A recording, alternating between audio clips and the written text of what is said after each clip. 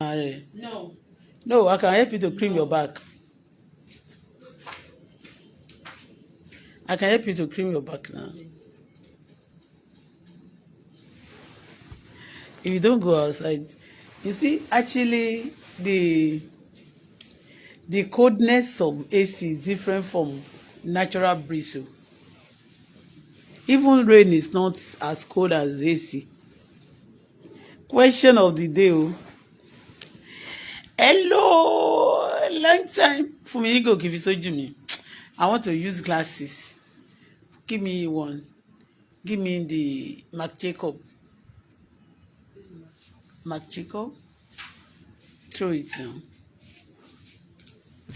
Kì í ṣe pé kẹ́lẹ́ now. Give me Marc Jacob.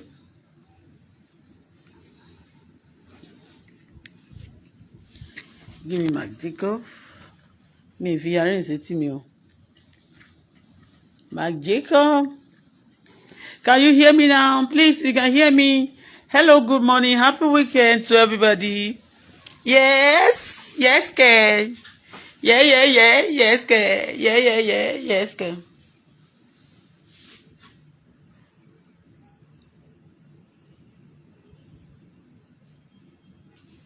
Yeah.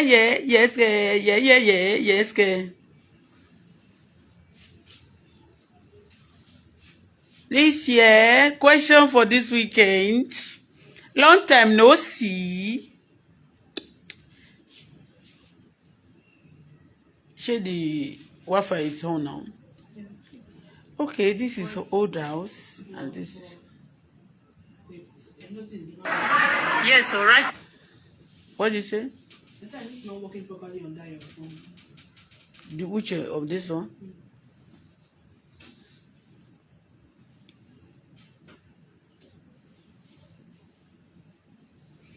Kíni kíni èsì yẹn àwọn kíni èsì tó wà lára ògiri tó ń ṣe ti kọ́ńdíta ti fíìsì lẹ́yìn okay wọ́n gbọ̀n yọ ńgbà tó ń lọ òun náà gbọ̀n yọ lójú bẹ̀yẹn ṣá all right ta ló. Nine cotton in my house. Look at it.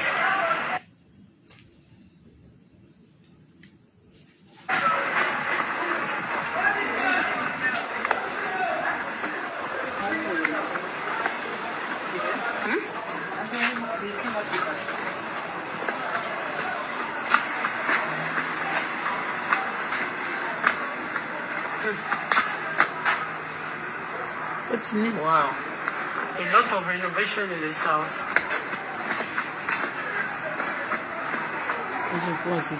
What?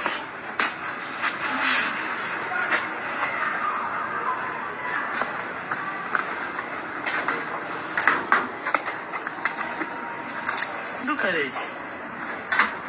Oh my God. How are you? Okay, go.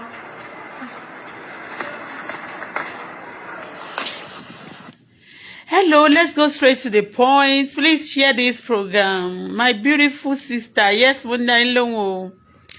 Ta nìyẹn o, ṣàlàáfíà la bá yín, ẹ kọjọ́ mẹ́ta, jídára máa jẹ, weekend wa yìí yóò dùn bí oyin. Ẹ jẹ́ kí a gbàdúrà.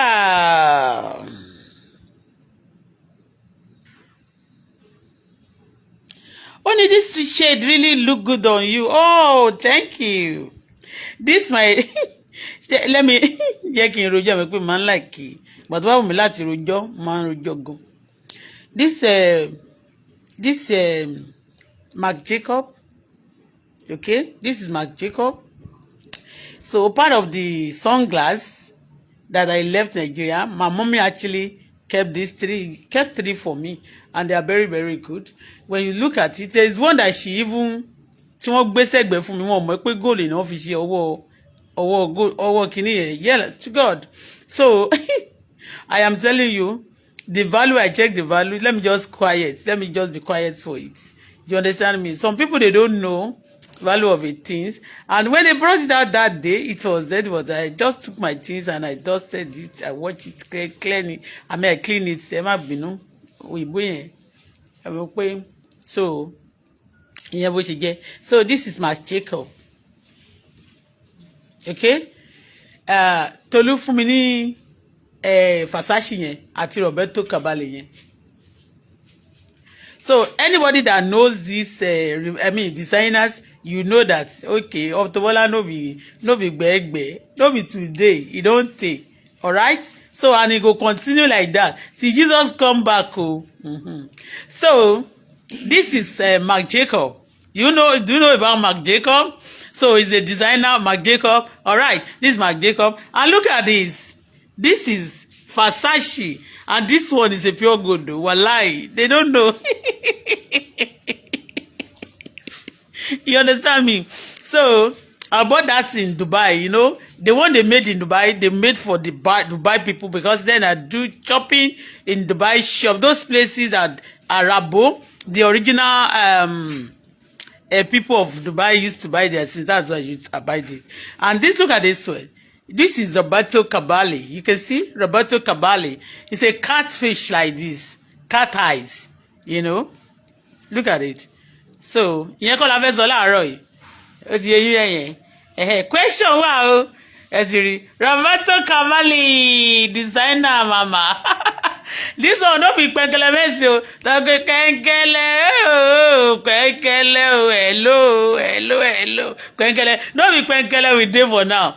I get some dream, but I don't go tell you guys. Ẹni tó bá ti ṣẹ̀mí nínú àwọn celebrity, bẹ̀mí o kó tó pẹ́ jù.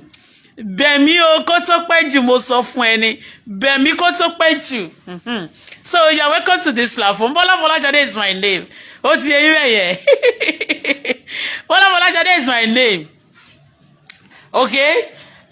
So this girl, Shege Nesha Bola, you are going 60 years is not a joke. Wait now. Shey because you did not show for your face, Shey because you did not show for your face. Please share. Let's pray first.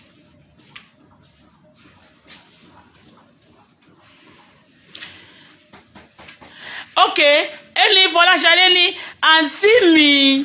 Please, when are you going back to Canada? Nigeria is evil. Let me tell you something. In fact, today we are going to discuss many things, okay? Tó bá ṣe rice fún mi lórí chat ya máa jẹ sí. Ó ti yé yín mẹ́rin. Tell Blessing to check the rice, so make the rice no burn. You check it. Okay? So, Nigeria, every country has evil. Every country has evil. Every country have good, okay? So he said, when are you going back to Canada? Nigeria is evil. The evil of Nigeria will not touch me. Will not touch my children. Will not touch my daughter. Will not touch my well-wishers. We know that evil is everywhere, okay? Let's pray first, okay? But the question of today, Bola. Heavenly Father, eternal rock of ages, I worship you, Lord. Before I forget, let me tell you, this Roberto Cavalli, no, this is not Roberto, this is Marc Jacob. All this, that belong, that's one thing about, when you check this now, you cannot get this design, this shape. You see, this shape now is long. So you cannot even get this shape now. You understand? You cannot get this shape. I bought this like some of them even going to 14 years. Some because I left to Canada now. 14 years, 2011. Some are because I love sunshade. I have more than 20 sunshade designers. You know, I love them. I love sunshade. So it's been a long time. So, but let me pray before anything. I love to see you happy. Oh, if you want to see me happy, just call me to send you to patronize me by buying me car from me. Send me Toyota, Lexus, all those things, car they can buy from Canada. You see me, I'll be jumping up and down. You understand me? Nothing do me, oh. Nothing do me. Now, the thing will do me, we say, money do me like this. patronize me, let me buy car, nothing do me.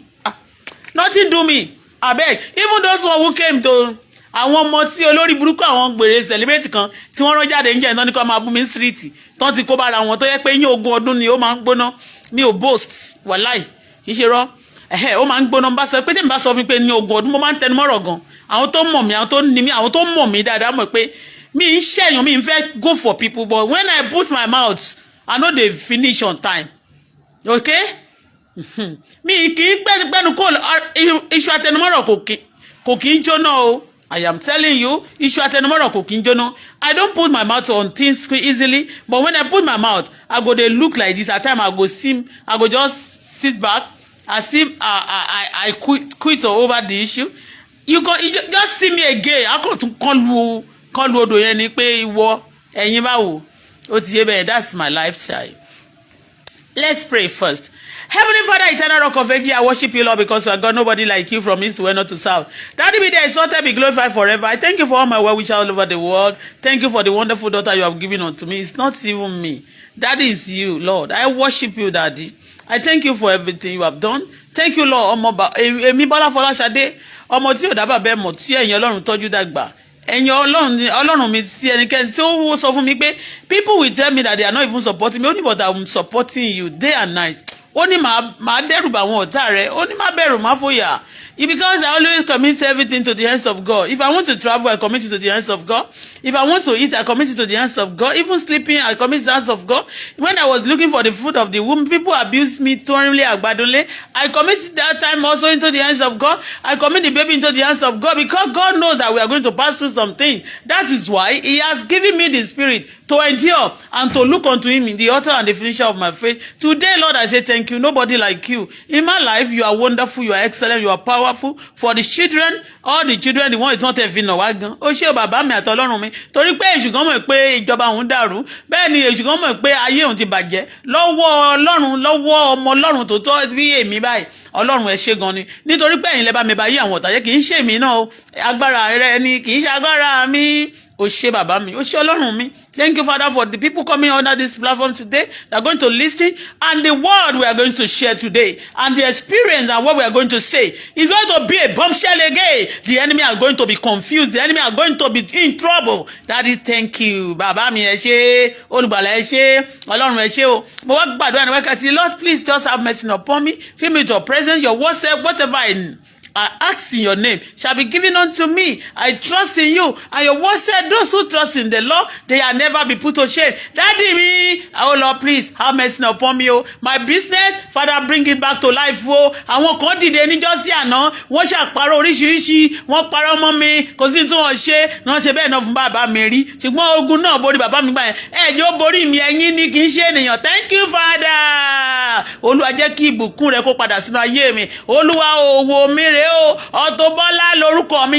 Ẹni tó bá lọ máa gé Auto kúrò lórí orúkọ mi. Bàbá mi àtọlọ́run mi tó bá fi ń ṣògo tó fi ń ṣọlá bá mi gé kúrò lórí ayé rẹ̀. Ògo mi bàbá má jò ṣe gé kúrò. Bàbá mi àtọlọ́run mi, bring my business back to life. Oh, financial business. Oh Lord, I need my business to boom. Father, revive my business in the name of Jesus Christ. Mi kò sí mo ṣe báyọ̀ jà tán mi máa bo owó wọn jẹ́ àwọn kan máa kọ̀ ṣìkà náà ayé bẹ́ẹ̀ ni ẹ ti sẹ́pà àrògùn náà ayé ṣùgbọ́n ká tún ká ẹ ti ṣẹ́gun ayé fún wa. Bàbá Ọlọ́run mi, business mi, Bàbá, bring it back to life. Bàbá mi ọ̀tẹ̀ Ọlọ́run mi, revival ni orúkọ yín ìyanu ni. Olúwa, bring back to life my business. Oh Lord, come back to life. My business, financial business. Oh yeah, oh my business. Oh that auto business, come back to life. So shall it be. Thank you, Father, because you answer prayer. Bàbá mi ẹ má ṣe má gbàgbé o. Ó ní bí tán tí ní wọ́n fẹ́ mi, ó ní ó sọ mi dọ̀bà lórí wọn. Mo fẹ́ dọ̀bà lórí ọ̀tá mi. Lọ́sàn àti lóru láàárọ̀ àti lálẹ́, financially, materially, academically. Níbi náà ni wọ́n fẹ́ mi, mo fẹ́ dọ̀bà. Olúwa sọ mí dọ̀bà lórí gbogbo ọ̀tá ilé àti tòde. Bàbá sọ mí dọ̀bà, bàbá sọ mí dọ̀bà, bàbá sọ mí dọ̀bà. Olúwa sọ mí dọ̀bà, ó bẹ́ẹ̀ lórí kò yí padà. Mo tún fẹ́ dè lónìí bá mi dè, mo fẹ́ tú bá mi tú. Ilẹ̀kùn tí bá ti ń kàn níre báyìí bá ṣí. Ó ní tí bá ti pàṣẹ láyé ẹ fìdí múlẹ̀ láyé àti lọ́run. Gbogbo àṣẹ tí bá ti pa lónìí. Whatever I decree today, Daddy, bring them to pass, bring them to reality. So shall it be. Thank you, Daddy, because you answer prayer. Ọ̀rẹ́ nu mi dàṣẹ, ó di agbára. Bàbá mi àtọlọ́run mi, rọ ọ̀rọ̀ rẹ sí àwọn mi. Yìí tí bá dè lónìí dè, tí bá tútù, àṣírí ìkàgbọ́ kò ní bò. bẹ́ẹ̀ lórí kò yí padà. Thank you Father. Gbogbo ọ̀tá tó dirapọ̀ mọ́ra wọn láti dìde ogun sí mi, Olúwa rán àpáta ìdìgbòlù sáàrin wọn, fọ́ wọn tútútú, fọ́ wọn wọ́múwọ́mú, tú wọn ká o, bẹ́ẹ̀ lórí kò ní padà. Àgọ́ ọ̀tá ò ní tò, àgọ́ ọ̀tá ò ní jọ, ìpinnu ọ̀tá ò ní dúró. A ó fọ ògbè onítòótọ́, wọn ó dìde sí ẹ ní ọ̀nà kan, òun yóò sì yọ sí wọn ní ọ̀nà méje. Nítòótọ́ wọn ó kóra wọn jọ pọ̀, ṣùgbọ́n tí ń ṣe ìfẹ́ Ọlọ́run ó yẹ ó tú wọn ká, ó àpáta ìdìgbòlù dìgbòlù wọn.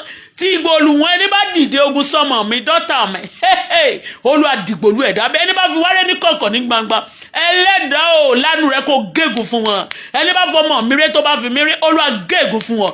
Ẹni bá súre fún mi, Olúwa bá mi súre fún wọn. Ẹni fẹ́ràn èmi àtọmọ mi, ọ̀run súre fún wọn. Olúwa nífẹ̀ẹ́ sí wọn. Ẹni fẹ́ràn mi tó fẹ́ràn ọmọ mi, Olúwa bá mi fẹ́ràn wọn, bá mi yọ́nú sí wọn, bẹ́ẹ̀ lórí kò yí padà. Bíbélì sọ fún wa, ó ní bá tiẹ̀ ń lọ nínú àárín àfonífojì ikú, àwa kì yóò bẹ̀rù bí kan nítorí pé ìwọ pẹ̀lú wa, ọgọ́rẹ́ àti ọ̀pá rẹ̀ wọ́n tù wá nínú. Ní ìgbà tí trouble wà, ó ní nínú trouble yẹn pàápàá, Ọlọ́run, the Lord will comfort us, the Lord will be with us, the Lord will strengthen us. Bàbá àmọ́ pé bí pọ̀ nínú ayé, ẹni kan má bẹ̀rù kan má ṣe fòyà, ẹni tó pẹ̀ wà pẹ̀lú wa. Bàbá ò dúró tì mí ní orílẹ̀-èdè Nàìjíríà yìí. Ọ̀pọ̀lọpọ̀ ogun ni wọ́n gbé dìde ká balẹ̀ máa bẹ̀rù. Bẹ́ẹ̀ ni nítorí pé a sì mọ̀ pé gbogbo ìlú káàkiri àgbáyé ni bí sì wà bákan náà, ṣùgbọ́n ibi orílẹ̀-èdè gbọ́rọ̀ Olúwa, ò ní kan èmi, ò ní kan mọ́ mi, aburú ò ní dé bá wa. Bẹ́ẹ̀ ni orí búburú kan kì yóò ṣubú lù wá, bẹ́ẹ̀ ni àrùn kárùn kì yóò súnmọ́ ilé wa. Ó ní ẹgbẹ̀rún yóò tiẹ̀ ṣubú ní apá ọ̀tún, ẹgbẹ̀wá ní apá òsì, ojú wa la ó fi retí wa la ó fi gbọ́, kì yóò súnmọ́ ilé wa. Ibi ò gbọ́rọ̀ Olúwa ò ní kan mi, ò ní kan mọ́ mi, ò ní kan ilé mi. Ẹni bá lò máa ṣètò ẹ̀ fún èmi àtọmọ mi, ibi náà di tiẹ̀. Ó yá gbẹ́rù ẹ ẹlẹ́rù ìkà, ẹlẹ́rù wíwo, gbé nǹkan rẹ, bẹ́ẹ̀ lórí kò yí padà. Gbogbo ẹni bá mi ṣàmì lábẹ́ òun yìí, Ọlọ́run yóò gbọ́ tiẹ̀, yóò dá sí ẹ. Ọlọ́run ò ní fi èmi àti yín sílẹ̀. Ààbò Ọlọ́run yóò dájú lórí ayé wa. Gbogbo ibi tó bá ti kọ̀ wá tán sẹ́ pé wọn ò tiẹ̀ fẹ́ wa, a ó jọba. Èmi Bọ́lá Fọláṣadé, mo jọba lórí ọ̀tá physically and spiritually. Mo jọba lórí gbogbo amọ́niṣẹ́ni, mo jọba lórí aṣenibánidárò. Ọmọ mi jọba o, ọkọ mi jọba, olówó orí mi jọba, gbogbo àwọn olólùfẹ́ mi káàkiri àgbáyé á ti jọba o, bẹ́ẹ̀ lórí kò yí padà. Thank you Father because you answer prayer. I worship you Lord because you are God. In Jesus' powerful name I pray. Amen. Ẹ káàbọ̀ sórí ètò yìí, ẹ̀yin tẹ́ ṣàmì kò ní bàjẹ́ fún yín.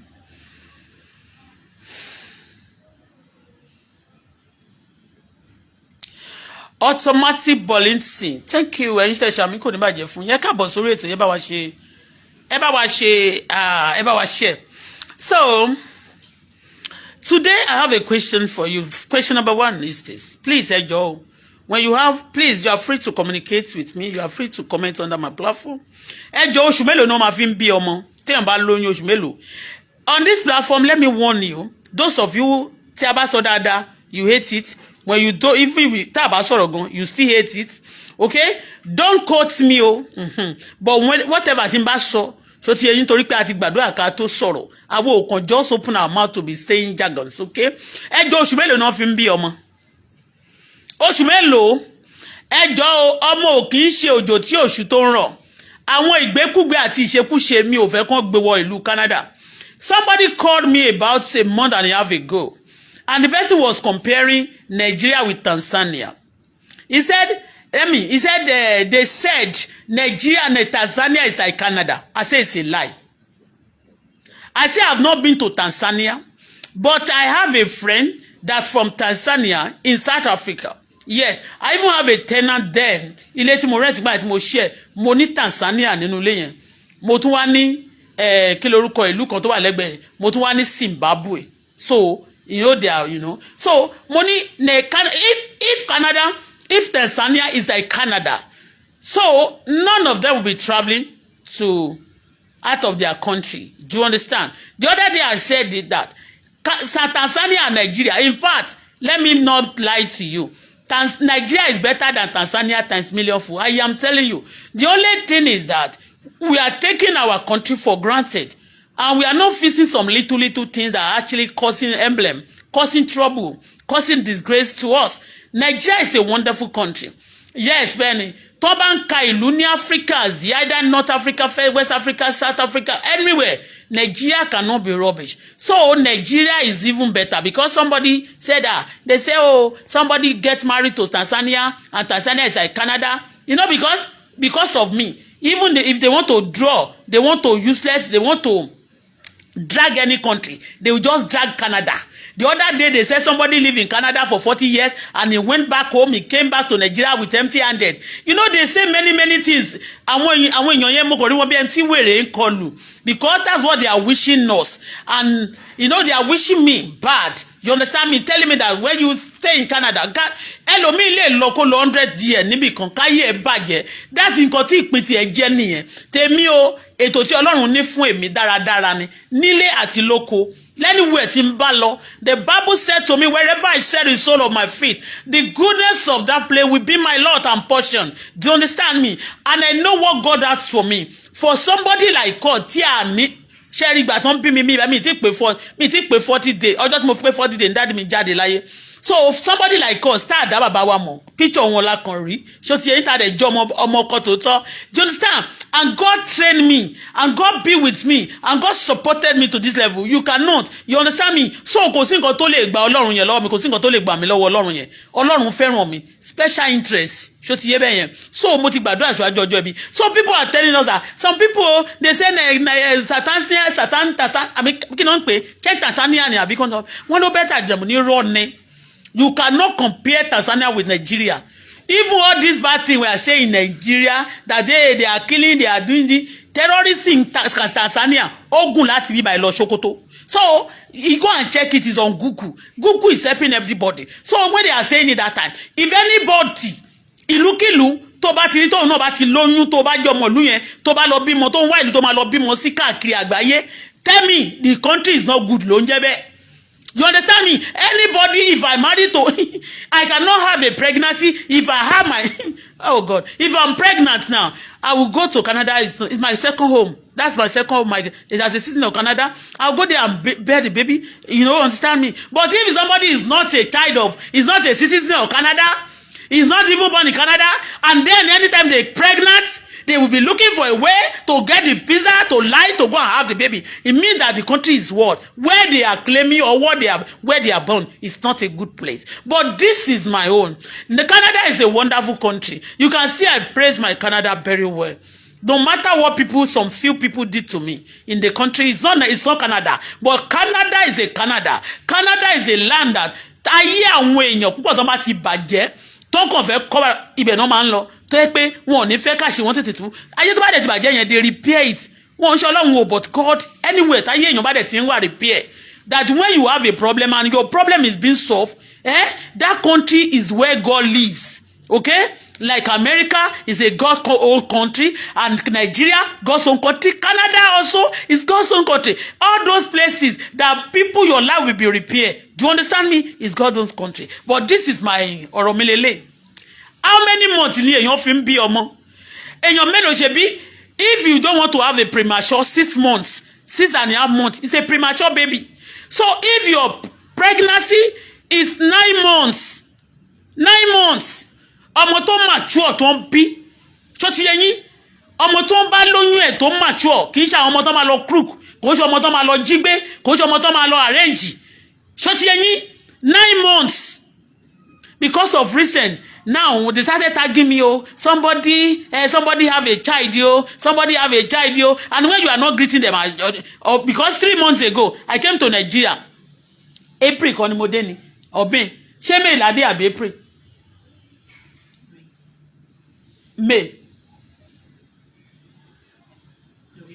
April 25. We left April 25. And this baby girl, I don't want to mention name, also celebrates. I mean, their wedding was April, and there was no pregnancy. Even though if there is pregnant, early because gbogbo wa ton ṣe wedding yẹn, wọ́n bó ṣe mu ògógóró ni wọ́n mu oríṣiríṣi wine. These people, they are smoking, they drink many things they wanted in that wedding.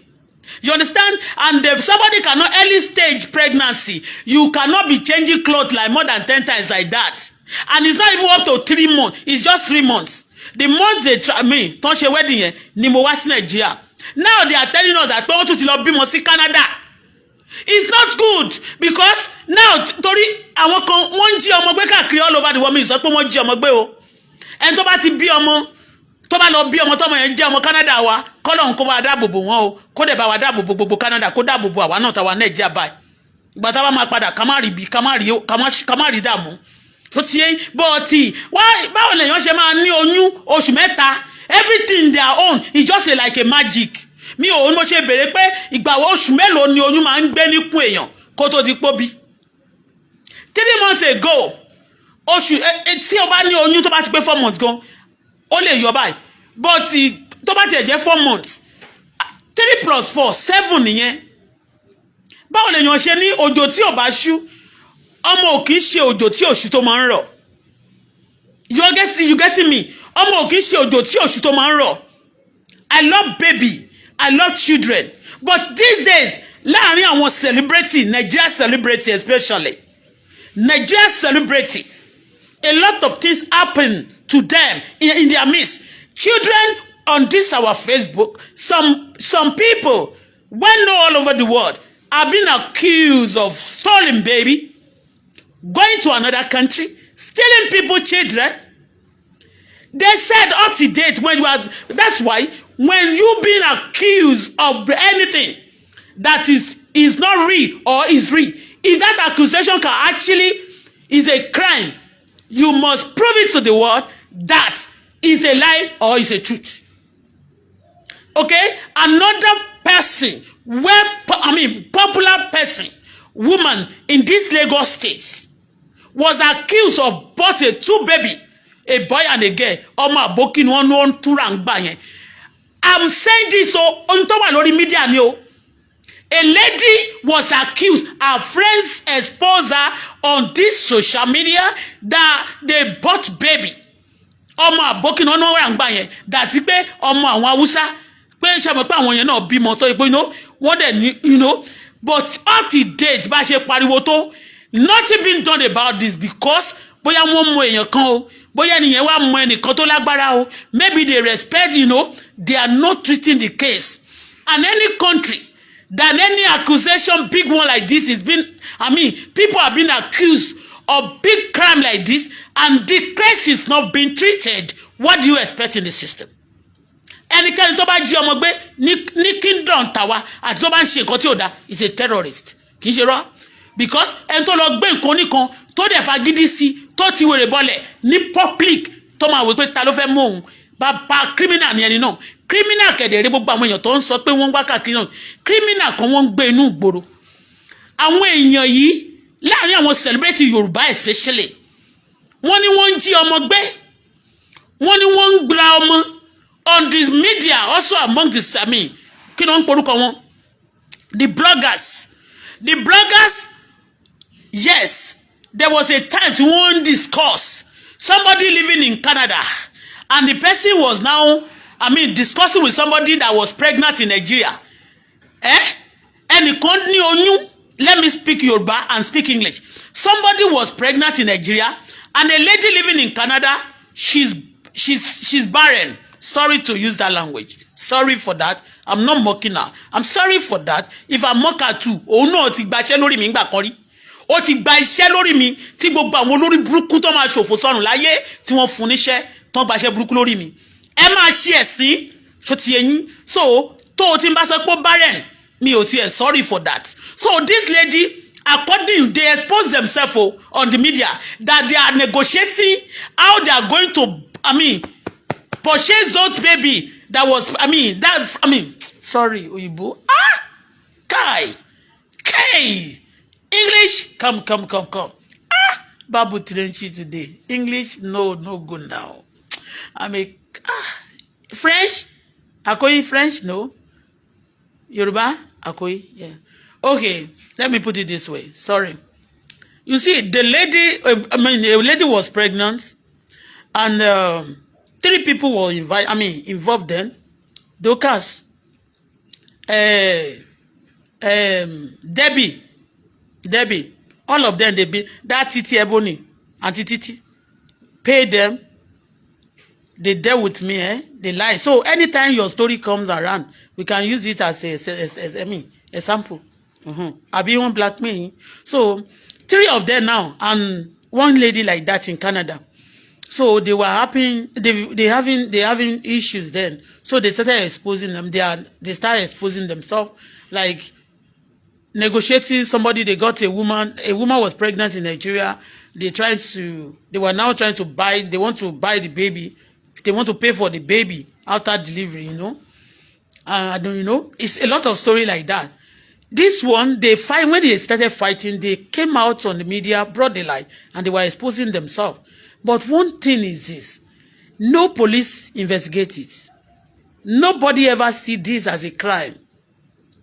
Somebody was pregnant in Nigeria.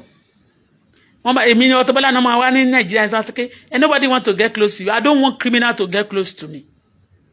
And it don't get close to me, go back, mo sọ fún, àmọ́ mi, ọ̀rọ̀ wa ní limit, kò sí nǹkankan tí mo ní secret kankan. I don't want criminal to get close to me. And I don't want criminal to get close to my daughter too. 3 of them, they discussing about how to birth the baby. They were, after fighting themselves, they now exposing themselves. Ní orílẹ̀-èdè Nigeria. And majority of 3 of them, they are not in Nigeria. They actually those who want to buy the baby. They are not in Nigeria. One in Canada is a friend to Dorcas. Dorcas in London. Okay? The other girl in Germany. Okay? The 3 of them. All these people, let me tell you, they are criminal. Majority of these bloggers too, and our celebrity. Read my lips. They are criminal. We're looking for those one in the bush. Let us see the one that have the boldness to put their face on the media. The criminal tó bá ti ní ìgboyà tó gbé ojú ẹ̀ sí ìta gbangba tí wọ́n drag tó ń sọ̀rọ̀ tí ò mind, original criminal ni. When you see any criminal that live in the bush, respect them too, because they still run away from you. But those who are living in the streets, living in the àwọn tó ń live in the street yẹn, I hate them with passion because they have no respect for our government. They have no respect for our law. Wọ́n fi respect fún orílẹ̀-èdè wa. Wọ́n rí wa fín. Wọ́n ṣàlàyé báyìí pé wọ́n fẹ́ ra ọmọ ní ọjọ́ náà lọ́hùn. Ẹni náà ó ti lọ ṣe scan. Wọ́n máa tọ́jú ẹni yẹn because she's pregnant. Go ask anybody. I don't allow any bullshit around me. If I don't want to, it is not because I don't want to be going to market to buy things for myself. Me and my daughter, we will do everything we want to do in this Nigeria. Oh, don't understand? Bá ṣe wà nílùú yẹn náà ni kì í ṣe pé à ń bẹ̀rù èèyàn, but akórira ìwà ìbàjẹ́ káwọn èèyàn máa ra èèyàn, kán máa pa èèyàn, kán máa ṣe oríṣiríṣi orí burúkú, kán rí òtítọ́ báyìí, kán máa lè support òtítọ́ yẹn, irọ́ náà máa gbé dání. Wọ́n dẹ̀ máa ṣakọ kiri. Ọ̀rọ̀ yẹn 3 story ó wà lórí media. Go and Google it. Both of them were they exposing themselves. Pé wọ́n fẹ́ ra ọmọ yẹn. Torí ẹ̀, all of them, they go after people. When they see you are suffering, you have twins or you have a baby, they'll be quickly going to you. They want to support you systematically so that to get rid of that baby, to snatch the baby from you. And they don't have good things for those baby. Let me just be frank with you. They don't have good thing for that baby. In future, they can use them because majority of them are ritualists. They want to be buying this baby is possible for ritual later to use the children for ritual, but they will take care of them from the baby. You'll be thinking that they're actually good. They are not. I said this number, time without number. But when people are giving at times, giving you being a good person, not everybody that is giving that is a bad, is a good person. And not everybody that are also nice, that's a bad person. Like us now, you can see that anytime we do good to them, they come back to pay back with evil. Torí pé ní nǹkan tá fẹ́ gbà ní nǹkan tá kàn ṣe ti yín dẹ̀ ní pé yàn personally àti ṣe yẹn rí ká sọ pé a fẹ́ fún nìkan àbí kó jẹ́ pé gbọ́mọ dání àbó jẹ́ nǹkan kan àbí ká fẹ́ gba nǹkan kan in return. I never. Do you understand? But all these people only nǹkan tó fẹ́ gbà in returns. Either kan máa fẹ́ níyẹn jà ṣó ti yẹn kọ́ kọ́lé fún yàn gan wọ́n máa ní some people ṣebí àwọn kan fi fún mi ní street mi wọ́n ní you see you do ordinary water all the thing you just give the little thing and you are saying it. Is it not somebody that build house for them? Ṣé wọ́n sọ fún yín pé owó wọn náà fi kọ́ ni? Owó public àwọn tó kó owó Nàìjíríà jẹ tá bá ti sọ̀rọ̀ wọn tó kó owó àtobìnrin àtọkùnrin tó kó owó tó lọ́ndowó sọ́wọ́ wọn tá bá ti pé wọ́n sọ̀rọ̀ wọ́n á gbé kan jáde nínú àwọn people yẹn wọ́n máa kówó Nàìjíríà tó ń kó pamọ́ wọ́n máa kó fún wọn ṣé wọ́n máa fi abuse ṣé wọ́n sọ fún yín pé ẹni yẹn ló kọ́ ilé fún singularly ṣé wọ́n sọ pé òun ló kọ́ ilé fún ṣe báwọn kan lọ́kàn fẹ́ jojú àwa tá bá sọ tòótọ́ ọ̀rọ̀ màmá ni wọ́n fẹ́ dì pẹ̀lú ẹ̀ ní a fẹ́ ṣọ́ ẹ̀ pa hate ẹ̀ they are destroying the system àwọn tó ń pa yín dànù lẹ́ máa pàtẹ́wọ́ fún nísìn wọ́n tún ti ní wọ́n lóyún ṣé ọmọ ṣe ń bèèrè pé oṣù mélòó náà fi máa ń bí ọmọ oṣù mélòó lẹ fi ń bímọ tó bá kọ́kọ́ lóyún ní first stage yẹn bóyá 1 2 months 3 months o lè hide tó bá ti di 4 months 3 months kan máa ti show wọ́n ṣe wedding ní 3 months ago ikùn wọn flat wọ́n wọṣọ tó gbẹ mọ́ gbogbo ara gbogbo ọtí ni wọ́n mú wọ́n bá ṣe tán sí wọ́n náà ti bímọ wọ́n máa ní ká máa ṣe congratulation tó bá yá ń sìn wọ́n máa lówó against baby I'm not against any baby but we are putting things right nobody must pretend nísìn ta ló pa Mohbad ẹjọ́ ta ló pa Mohbad torí mo rí nǹkan kan lónìí tí very dark man tó pòsì pé gbogbo àwọn kan wọ́n fọ́ọ̀mù crew kí ni interest wọn nígbà yẹn lọ́hùn tí wọ́n fi ń go against gbogbo àwọn èèyàn tó fi ń ba platform gbogbo ẹnikẹ́ni tó bá ti lè sọ pé ẹ jẹ́ àṣẹ báyìí o what is their mission àwọn tó jókòó yẹ kí ni interest wọn kí ni interest wọn tí wọ́n fi jókòó tó fi ń attack some people tó fi jẹ́ pé nǹkan bá ti sọ pé káwọn ṣe ni wọ́n fẹ́ kí other people ṣe. I call these people nothing but the terrorists. When you are telling them because they are cultism in my kingdom is a terrorist because they kill people. When they sit down together they want to go after others, they want to destroy that person, and they will tell you don't stop, nobody must talk, nobody must query the authority. I call them terrorists in my kingdom. Now èkejì nǹkan tí mo sọ lélẹ̀ oṣù mélòó náà fi ń bímọ oṣù mélòó ni wọ́n fi ń bí ọmọ when somebody is pregnant 3 months ni mo wá sí Nàìjíríà oṣù tó ń ṣe ìgbéyàwó ọmọ yẹn ni mo wá sí Nàìjíríà ikú ẹ̀dẹ̀ pẹlẹbẹ ó pẹlẹbẹ téèyàn bá ní oyún 4 months ẹlòmíì lè má nínú bọ̀ ẹni tí ò bá ti lára tó bá ti lóyún wàá rí bí òjò bí gbá kó dàbí àgbálùmọ̀ báyìí wàá rí mbẹ̀ yẹn 3 months ago ṣé fẹ́ sọ fún wa ní pé oyún yẹn ń kọ́ ti wọ 7 months àbí 7 months nígbà yẹn àbí 6.5 months ní ìgbà tí wọ́n ṣe ìyàwó yẹn what please excuse me a lot of you are destroying your system you destroy this our system now you be looking for places kí ló ṣẹlẹ̀ èmi kí ló ṣe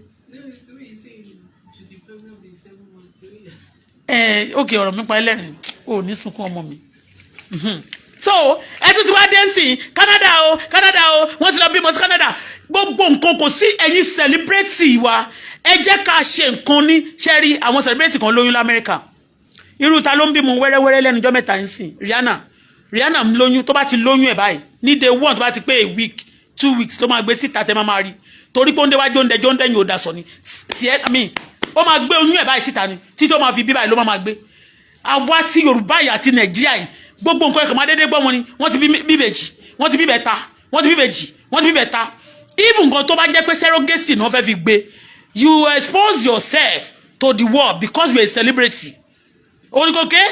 But you want to cover all your secrets and you go after people's life gbogbo ọmọdọ̀ téèyàn bá gbà ní Nàìjíríà yìí ẹ máa fẹ́ máa mọ gbogbo tó bá ń ṣẹlẹ̀ sáyé ẹni yẹn báwo ni skin Sarah ṣe rí báwo ni skin ìyá ẹ̀ ṣe rí kí ni wọ́n ń jẹ nínú ilé kí ló ń ṣẹlẹ̀ gan gbogbo ẹ̀ lẹ́ máa fẹ́ mọ̀ and you be keeping some secret and you want to mute everybody kò sẹ́ni tó gbọ́dọ̀ máa jí ọmọ gbé tó bá tiẹ̀ nídìí ọmọ gan tó jẹ́ pé lọ́wọ́ àwọn èèyàn tó ní ọmọ tó surplus ó máa lọ adopt ẹ̀ legally ni tó bá jẹ́ pé o fẹ́ máa adopt ọmọ gan onídọ̀mọ̀ yìí ó máa adopt ẹ̀ legally ni but ẹ̀yin ẹ̀kọ́ máa go to straight to those people because ẹ ti wọ̀ pé they are wèrè àwọn wọn ní ọpọlọ majority ò ní brain then they are novels I mean no be ẹ má bínú maybe because some of them are foolish then you go straight to them you just trick them with little gifts ẹ máa enter wọn bí ìyá ìbejì kan ṣe wá sórí mídíà nìyẹn ìbejì ìgbà kan ìbejì ni wọ́n wá káàkiri ìbejì ni bó ṣe gbé nìyẹn gbogbo wọn yẹn bó ṣe máa gbé bí kan ṣe gbé wá ìkan gbà at the end of everything wọ́n pa woman yẹn dànù woman yẹn sì wọ́n pa àpagbé ni ọmọ ẹ̀ ń sìn in tó bá wù wọ́n kán fọ́ ọmọ yẹn ṣe ọmọ yẹn ní gbẹ́ ní ti ń pa ọmọ yẹn mọ́ because their mission is completed. They have killed the mother of that twins. This is what Nigerians are doing, and all these useless celebrity and all the weres that are calling themselves blogger, those ones especially tó wà ní orí fracas yẹn, they are criminals. I am telling you, they are involved. Èyí tó pè ń jókòó wèrè yẹn, jókòó tadé yẹn, òun ló gbé ìyá àbèjì yẹn wá ń gbà yẹn, ó gbédé, ó fi gbowó. And some people who actually need those children that want to have access to that children, they will be preparing, they will be giving them money. Wọ́n máa sọ pé wọ́n rà àánú gbà, àánú ni wọ́n rí gbà, àánú ni wọ́n rí gbà, àánú tó ń rí gbà tí wọ́n ń fún everybody. Tó jẹ́ pé certain people náà máa ń fún ní àánú yẹn.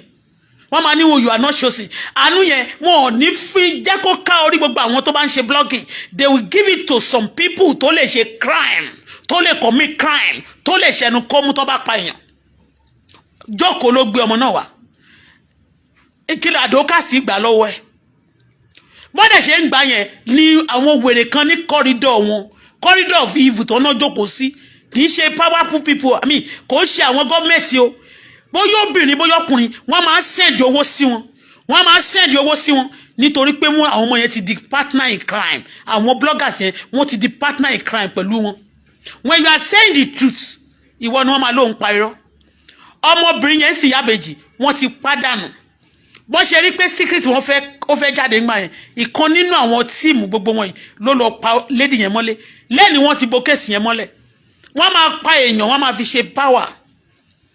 Ọjọ́ tí mo jáde ń bí sí fídíò tí mo jù sórí orí mídíà tí mo sọ pé gbogbo ẹni tó pa Mohbad má wọ́ọ̀rì ìwọ ń pọmọ lọ́mọ ọmọ tiẹ̀ náà máa kú.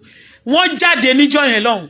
Àwọn olórí burúkú àwọn wèrè wọ́n lọ sponsor àwọn kan wọ́n ní pé kán máa bẹ̀rẹ̀ sí pè mí lólè ní orí bíbá nínú ilé mi bẹ́ẹ̀ mi ò jalè rí mi ò ń jí nǹkan èèyàn tí n bá ń jalè mí ní ẹnu láti máa bá àwọn èèyàn sọ̀rọ̀ bí mo ṣe ń bá wọn sọ yìí mi ì dẹ̀ ní máa wó àwọn tó bá jà mí lólè torí pé owó mi ò wá láti ibi tí wọ́n ti jí mi ò jí owó mi ò dẹ̀ ń jí nǹkan ṣó ti yé yín àwọn èèyàn ló jà mí lólè do you understand so ní nǹkan tí wọ́n ń ṣe lórí mídíà yìí àwọn erékeré tó máa ń ṣe tó máa ní pé wọ́n play game those game is a horror game I don't involve and I don't like it tẹ́ bá ti share lórí platform mi I will surely talk about it I don't hate baby I don't hate children welcome tó bá jẹ́ pé ọmọ ni either ọmọ ni or anyhow ọmọ you are welcome to the world but bí wọ́n bá ṣe ni wọ́n bí ọmọ yẹn ẹ jẹ́ kó máa clear sí gbogbo èèyàn torí àwọn òyìnbó àtàwọn black America tó ń bá lóyún wọn wọ́n á jẹ́ ká rí báyìí oyún yìí ti di 2 months o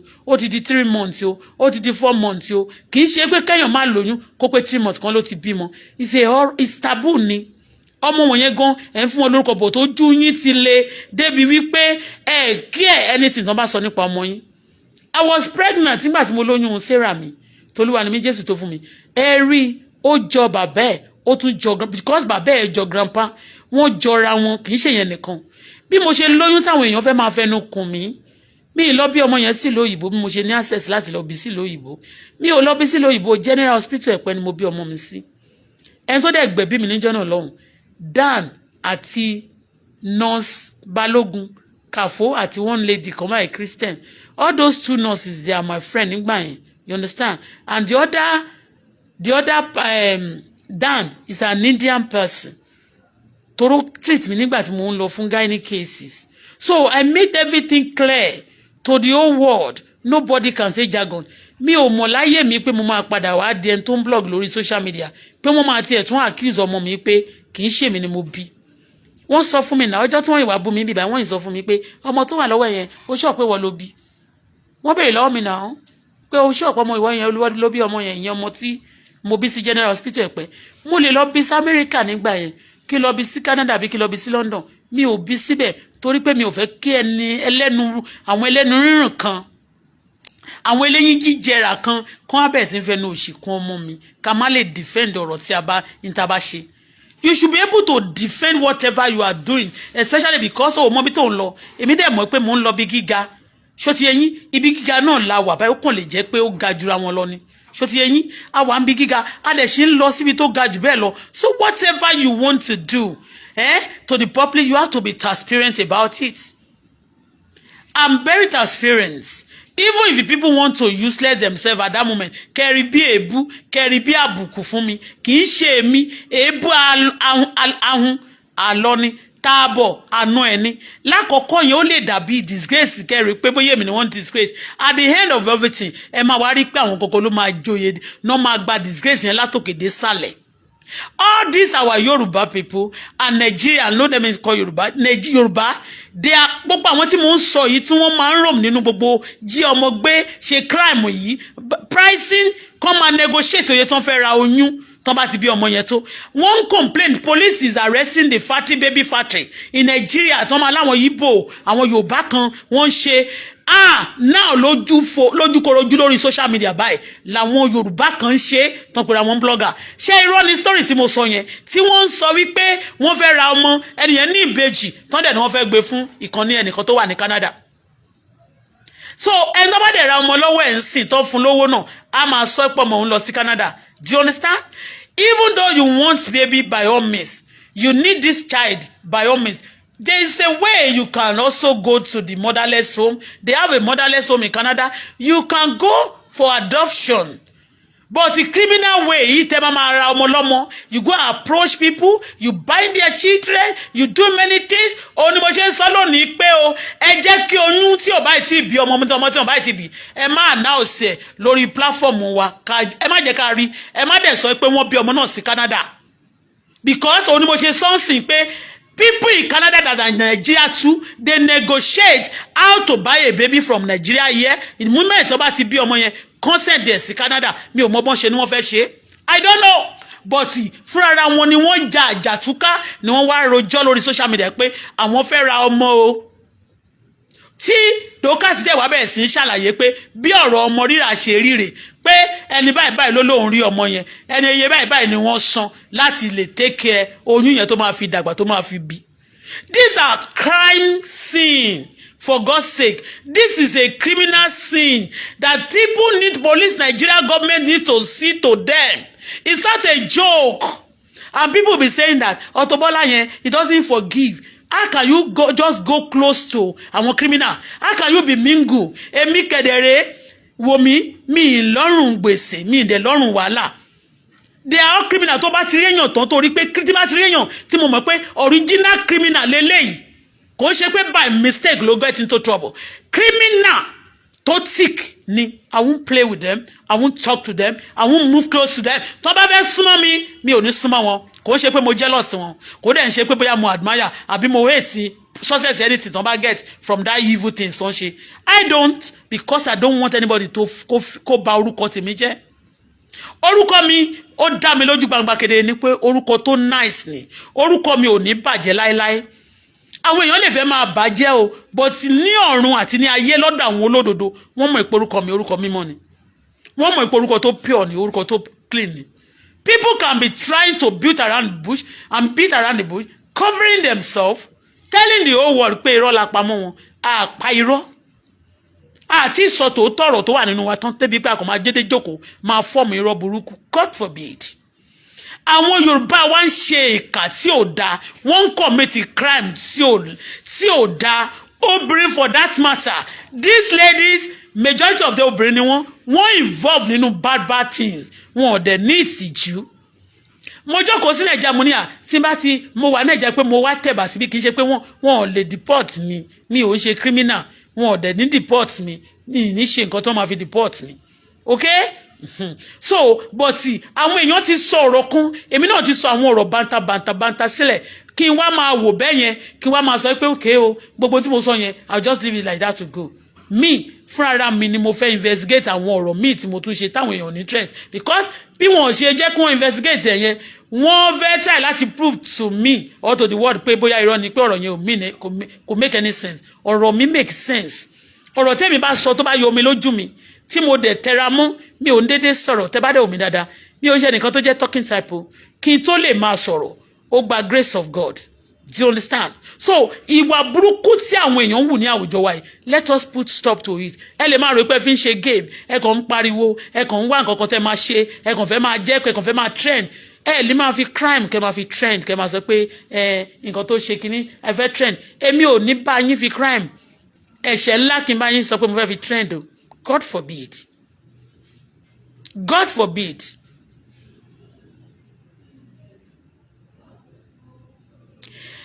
Ìgbà mélòó ni mo ṣe ń bèrè sí mi sí kankan.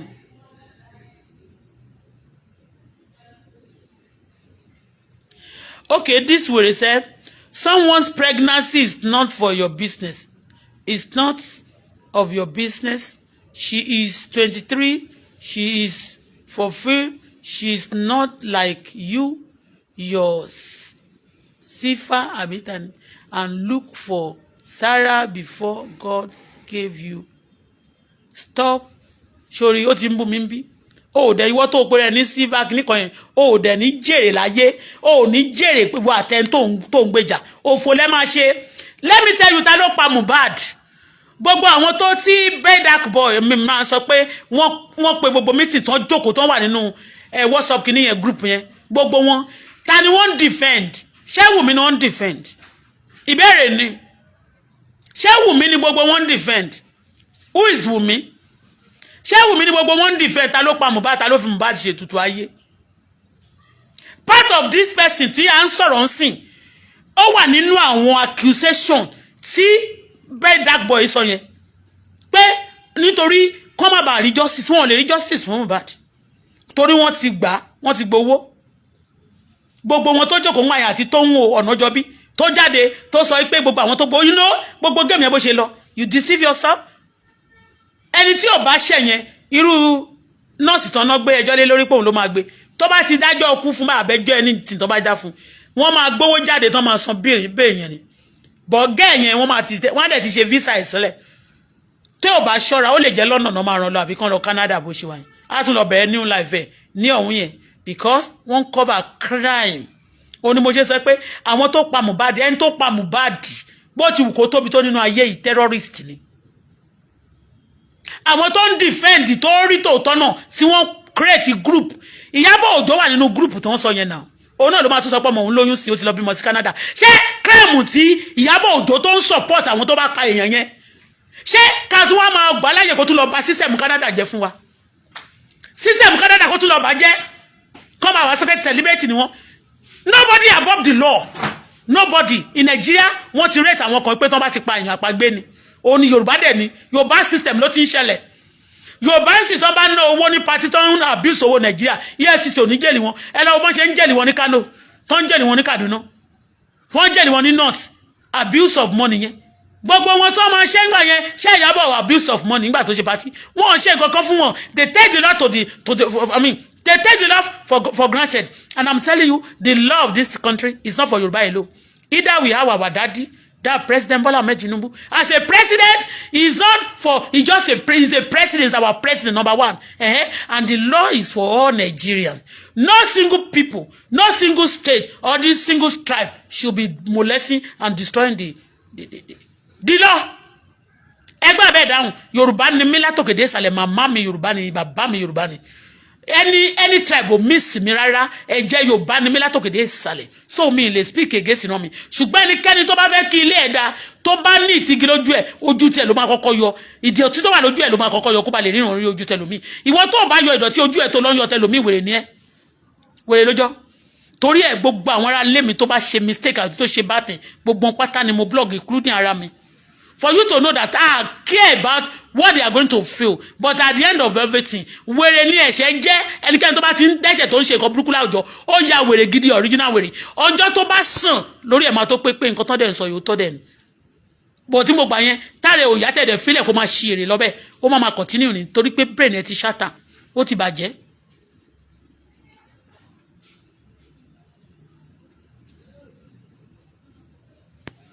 Okay? Again ìgbà tí àwọn èèyàn sọ níjọ́ sí pé Canada tí wọ́n fi Tanzania tó fi wé Canada kí ló dé tí ó bá jẹ́ pé the same thing ẹni tó pè tó sọ fún mi níjọ́ ẹni tó ń bá mi ági ó yẹ kí n pè wọlé nsìn ni tó ń sọ pé the same thing ní Tanzania àti Canada jẹ́ kí ló dé tó ń tó lọ tẹ́yàn bá lóyún tó bá bímọ fún Tanzania kí ló dé tó máa lọ bí fún tó lọ máa lọ bí sí Canada fraud náà ló bá dé fraud ni fraud ló bá dé fraud náà ni ọmọ tó ń tún mọ̀ pé ọmọ tó bá ti bí sí Canada tó bá jẹ́ Canada citizen ó máa gbowó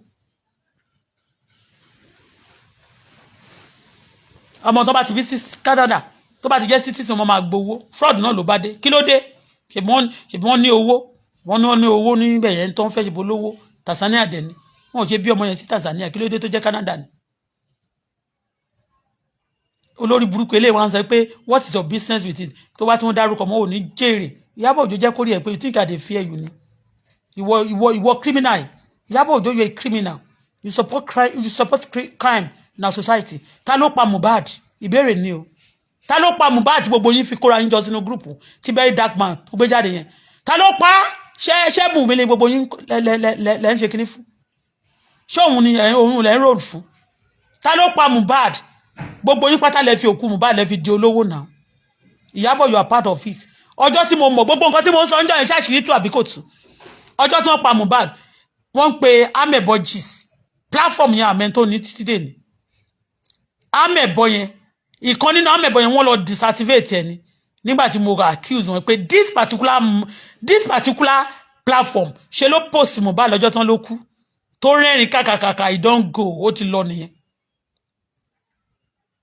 ta ló pa Mohbad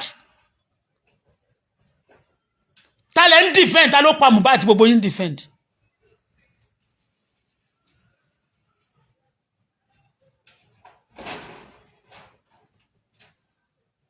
ta ló wà above the law ṣé pípa èèyàn ní orílẹ̀-èdè Nàìjíríà yìí sí ṣé ẹ ti gba lancet ta ló gba lancet killing ta ló gba lancet killing of killing people Nigeria government ẹjọ́ ẹ torí Ọlọ́run ẹ bá wa ṣe ẹjọ́ yìí ọ̀rọ̀ Mohbad yẹn nítorí pé ìjọba Nàìjíríà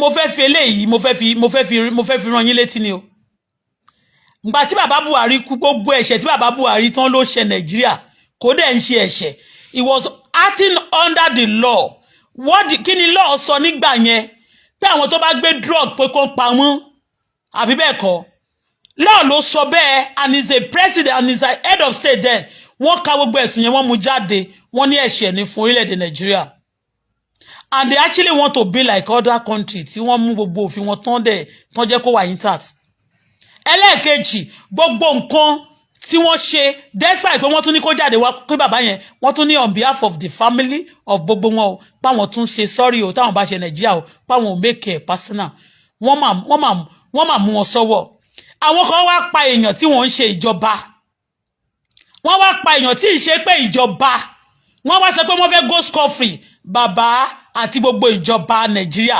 àtọlọ́pàá àti gbogbo ẹ̀ wọ́n máa kà sí yín lọ́rùn o àwọn ń pa tiwọn àwọn idiots àwọn èèyàn tí ò jẹ́ nǹkan kan ní àwùjọ wọ́n ń pa èèyàn wọ́n dẹ̀ sọ pé àpagbé làwọn máa pa tí ìjọba náà bá tún wá lo agbára ìjọba nígbà yẹn wọ́n máa ń kà sí ìjọba lọ́rùn màní wọ́n máa ń kà sí ìjọba lọ́rùn màní wọ́n máa ń kà sí ìjọba lọ́rùn màní àwọn cultism àwọn ọmọ terrorist wọ̀nyẹn wọ́n pa èèyàn wọn ò dẹ̀ ní rí bíi pé wọ́n commit crime wọ́n péjọpọ̀ láti ba ayé èèyàn jẹ́ láti máa destroy gbogbo system and they don't feel it wọn ò rí bí crime pé wọ́n commit sin tí àwọn ìjọba bá dẹ̀ rule tó bá ṣe òfin kan nígbà kan wọ́n wá máa padà fi bẹ àwọn ìdílé yẹn wò tó bá yá yẹ́rí ọ̀rọ̀ tó bá kan wárá ìwò máa ń kara ẹ̀dẹ́ ohun tó bá ṣẹlẹ̀ sí alára ó lè ṣẹlẹ̀ sí ajérò ohun tó ṣẹlẹ̀ sí bàbá Buhari gbogbo èèyàn tó máa sọ pé ìjọba yẹn ó ṣe báyìí báyìí ńgbà báyìí báyìí ó ṣe báyìí báyìí ńgbà báyìí tó dẹ̀ jẹ́ pé bóyá ó wà nínú constitution wa pé you must know ó gbúdọ̀ pa èèyàn o àbí ó gbúdọ̀ gbé egbòogi olóró àbí ó gbúdọ̀ ṣe báyìí tó bá ṣe báyìí a máa ṣe báyìí fún ẹ o she understand me wọ́n sì máa fi wọn ò ní sọ pé ìjọba mọ́ wọ́n máa sọ pé personal things náà máa fi ṣe fún wa bíi pé bóyá personally o ṣe ni bàbá Buhari mọ̀ hate àwọn yẹn ń gbà yẹn o tó lọ pa wọ́n dànù ikú yẹn náà ó ìpa bàbá Buhari a lè sọ pé ikú yẹn náà kò wà nínú ikú tó pa bàbá Buhari ṣó ti yé yín pé wọ́n ṣà ń argue wọ́n ṣà sọ pé he must die ní nìkan must die ní ibi I must die ní personal people are killing nobody query them ayé assassin àti gbogbo kidnapper tí wọ́n mú sọ́gbà ẹ̀wọ̀n gbogbo náà ń ṣe appeal fún tó máa ní kán jáde tó máa padà sí society ìmí máa padà wá di pastor ìmí máa padà wá máa lóun ti di àfáà kan òun ti di muslim kan alóhun ti di nǹkan kan wọ́n dẹ̀ ti pa èèyàn ní àpagbé nísìn mo bèrè ní o torí ní gbogbo ìgbà tán bá ṣe pé nìkan ń sunkún torí gbogbo àwọn family wọn ti mú gbogbo wọn ti dàrú àwọn èèyàn tó ń bú gbogbo wọn wọn mọ nǹkan tó ṣẹlẹ̀ ni because the people there's no kind of game they cannot play There's no kind of fake love they cannot give. There's no amount of money they cannot send out just for their secret to be covered. Ta ló pa Mohbad. Àwọn secret things tí Black Boy gbé jáde yẹn. Kí ló dé tí Ìyábọ̀ Òjó àti some people like that wọ́n fi wà ńbẹ̀. Why kí ni interest wọn? Torí ẹni gbogbo wọn pátá yẹn ló ń attack àwọn èèyàn. Gbogbo wọn pátá. Ṣé Wùmí nìkan ló pa Mohbad? Àbí kí ló ṣẹlẹ̀ gangan? Kí ló ṣẹlẹ̀ gangan? Kí ló ṣẹlẹ̀ gangan? Àṣepè níjọ́ yẹn pé tó pa Mohbad, ìwọ ọmọ ọlọ́mọ pa, ọmọ tiẹ̀ náà máa kú very soon. Wọ́n jáde wá ń bẹ̀rẹ̀ sí wá ṣépè fún ọmọ tèmi. Ṣé mi pààyàn ni? Ṣé mo pààyàn ni? Ọlọ́run tí ọba ayé ò bá lè mú yàn, ọba ọ̀run ń wo oníkálukú. Ọba ọ̀run ó ń wo oníkálukú. Ẹ jọ̀ọ́ o, ẹ ti bàjẹ́ mi pé America ò gbàgbàkúgbà mọ́ o. America don't tolerate that bullshit again. Now it's Canada that you want to descend on. You have descended on Canada to destroy the system. Anywhere you go, you destroy the place. Wọ́n ti sọ pé lọ bímọ. It's not a crime for somebody to come and have a baby in Canada. But that Canada lẹ fẹnu gbọ́ ẹ máa gbogbo yín ẹ máa fẹnu wọ báyìí ni. All of you vandalize that Canada. You drag that Canada. Gbogbo ilẹ̀ lẹ máa ti drag Canada. So you like Canada. Táyọ̀ bá ti lọ bímọ tó ti fẹ́ foreigner now, you should be able to have a child in that place. At least kí ló dé tẹ́ tó lọ bímọ sí Canada. Ìwọ lórí burúkú olóṣì silver olórí àjọ kẹtọ́lọ́hún tí ò ní kẹ́. Ó ní Auto-Bola the reason ó ní Auto-Bola the reason nothing good is happening in èmi ni good tí ò happen. Olórí burúkú ni ẹ́. Ìwọ yẹn tó olórí burúkú mi ní láti máa sọ nǹkan tó bá happen ní around mi fún ẹ. Kí ẹ tó gba oore lọ́lọ́run ti ṣoore fún mi tó dẹ̀ ń ṣe lọ continuously steady. Ó ti yé kí ló máa sọ pé Ìyábọ̀ ṣe tí ẹnì kò ṣe rí. Ó ṣe ìyàwó fọ́mọ mo ti ṣe ìyàwó fọ́mọ ní 2015. Ọmọ náà bímọ ní 2015. Ó bí obìnrin. Ó ṣe tán university ọmọ mi ṣe tán ní oṣù ló lọ. Okay? So ó lọ sílò ìbò mo bí ọmọ obìnrin mo bí ọmọ ọkùnrin. So ọmọ nǹkan gúdẹ ọmọ mi wà ní school bó ṣe wà yẹn university Canada ló ti ń lọ school Ottawa àwọn for that matter. Okay?